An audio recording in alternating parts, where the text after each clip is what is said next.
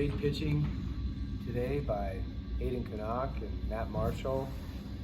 Drew Titsworth finishing it up, but really just kind of pitching and defense and timely hitting were all three storylines today. We, to put up 8 consecutive zeros on a team that, that scored 18 runs on Friday and then 6 runs yesterday. And, I thought we played very good defense. We pitched very well. Aidan had command of all 3 pitches. Just really working fast, throwing strikes, letting the defense play. It was all good stuff. The production from the middle order, 3 through 7 hitters, Blake with 3 hits, and Alden and Jimmy and Chufo and Naraki. Just, we had a lot of production there in the middle. So really just storyline today was pitching, defense, timely hitting, and Aidan's gem that he twirled, and then the response of the weekend of, having such a awful Friday night and then a sloppy Saturday, but still to come away with a series win against a very good Kennesaw State club that you saw. They've just got prospects all over their pitching staff, guys with good arms, and they're going to seem to be one of those teams that are poised to have a good year and compete to win their conference. So this will end up being a nice series win for us, and that's a good club, and just really proud of the way we played today, especially the bounce back start that Aidan had after last weekend didn't really go his way, and then I think today he showed what he's capable of. Any questions for players? How does it feel to get your first win? Winning's always good, but I'm just glad that our team was able to perform at our best and just go out there and win another ball game. Aidan, what was working for you today to keep him off balance? I think everything today was working good, but just trusting Jimmy back there and Belly calling them pitches was really helpful. Blake is one of the veteran leaders of this team. Was Friday night, could it be a good thing, a little bit of humility, a little adversity for the team? Yeah, 100%, because we haven't really faced anything like that this year. And we've made an emphasis, we're going to see how we're going to respond. And that was pretty much the plan. And we were, we talked it out as a group. We took a deep breath, we relaxed and trusted the plan and all of our training, and came out and played really well. And it's pretty easy to play when you got a guy like Knaak throwing on the mound. Blake, how weird was it to score 4 runs? I know that's not a normal thing for a player to do, to score 4 runs in one game. Yeah, well, it wasn't me. It was the guys behind me just getting me over one base at a time. So credit to them. What is it about this team that y'all have been able to load the bases so many times so far this season? Probably lead the country in that statistic if there were one. Yeah, we're taking really good at bats. We're seeing a lot of pitches. We got a tough group. 1 through 9, you got to come at us. Any other questions for the players? All right, thank you, players. Thanks, guys.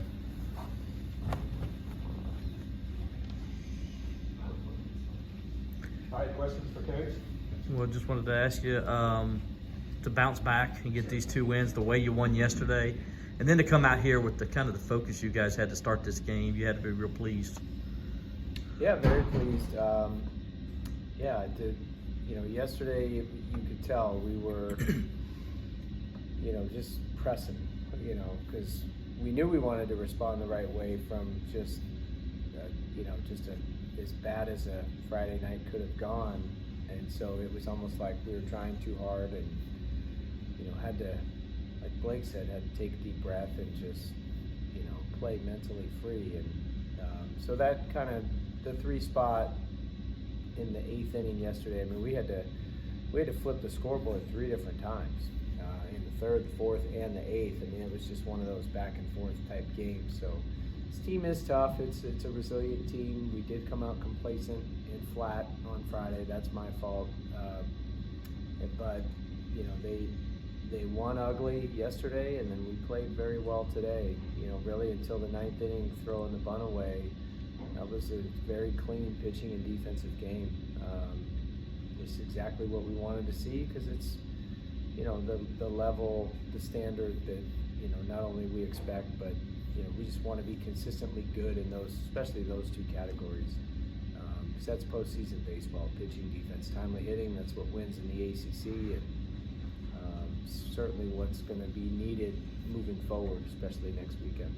that was not a very freshman-like performance today from Aidan. Is that what you guys have seen from him all through the preseason? Yeah, he's not your typical freshman. He's very routine oriented. He's a student of the game. He's always working on his craft. He's a very hard worker. He's one of those guys that watches film on his own. I mean, he's got a little Spencer Strider-ish in terms of mental game, routine, discipline to the routine, the things that he does in preparation to the start. It's different. It's an older, it's an old soul, very mature kid. So he's beyond his years mentally, but he's also very advanced physically for a freshman.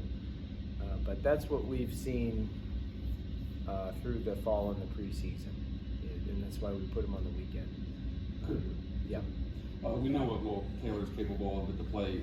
As a coach, you got to be part psychologist. When the guy's slumping like he is, how do you handle that as a coach? I mean, Willie T's tough, and anything he hits his way into, he's going to hit his way out of. And so we just keep putting him in there, and he's never coming out. And he's just one of those guys that they're going to fall. He's too good.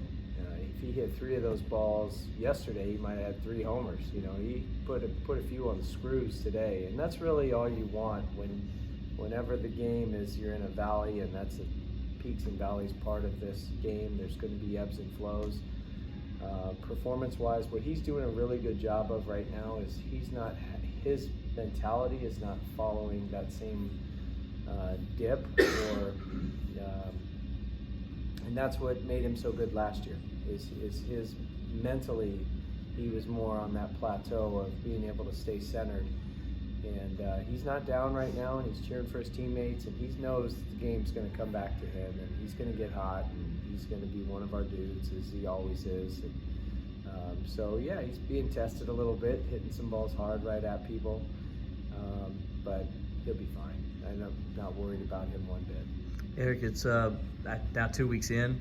You feel like you're where you want to be at right now, or what some things maybe you'd like to see maybe you guys get better at or something like that?